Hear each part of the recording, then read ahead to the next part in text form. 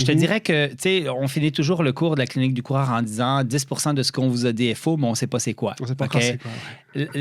Au début, on marquait 25%. Et là, depuis 7-8 ans à peu près, là, on marque 10%. Parce que là, ça change plus tant que ça. Il y a des choses qui changent, mais on est beaucoup plus solide aujourd'hui qu'on l'était quand moi j'ai gradué en 1998. Là. Solide dans la qualité des études, Oui, et dans nos connaissances. C'est-à-dire que le problème qu'on avait dans le temps aussi, c'était le gap entre la science et la pratique. C'est-à-dire qu'il y avait une connaissance qui sortait. On disait, s'étirer avant de faire du sport pourrait augmenter le risque de se blesser, puis ça ne diminue pas l'incidence des blessures.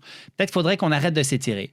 Mais là, quand tu as un papier scientifique, une revue systématique de Yann Schreier qui dit ça, bien là, combien ça prend de temps pour que les cliniciens sur le terrain l'appliquent?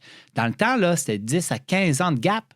Parce que moi, j'allais à la bibliothèque, je faisais des recherches sur des ordinateurs un peu crappy, puis là, il me sortait des numéros avec des titres qui étaient intéressants. J'allais dans la bibliothèque, je sortais le livre, en fin de compte, où il y avait tous les articles cumulés. Je faisais des photocopies papier de ça et je brochais mon article scientifique que le soir, je mettais du surligné jaune. Il y avait une perte phénoménal de temps par rapport à comment on peut fonctionner aujourd'hui pour acquérir des connaissances. Et là, les médias sociaux, Twitter, dans le temps, a raccourci ce gap-là de façon phénoménale. Aujourd'hui, avant qu'un papier soit publié, moi, je le sais qu'il va être publié. On connaît à peu près tous les groupes de chercheurs dans le monde. Sur quoi ils travaillent. C'est quoi les papiers intéressants. Il y en a plein en plus, des fois, je review des articles. Fait que je vois des articles qui ne sont pas encore publiés, que je revois...